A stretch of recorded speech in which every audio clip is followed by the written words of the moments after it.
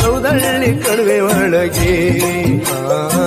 ಬಾರಿ ಬರಗಾನ ಏರಿ ದೂರದ ಪರಿಚಯ ನೋಡಿ ಮಾದೈ ಬರ್ತಾರೆ ಗಿರಿಗೆ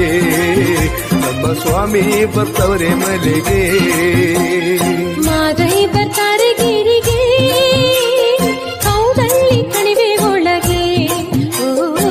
ಭಾರಿ ಬರಗಾನ ಏರಿ ದೂರದ ಪರಿಚಯ ನೋಡಿ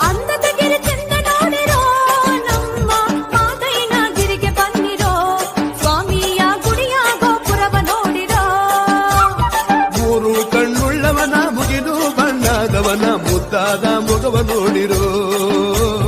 ಮೈಕಾರ್ನ ಬಿದ್ದು ಬೇಡಿ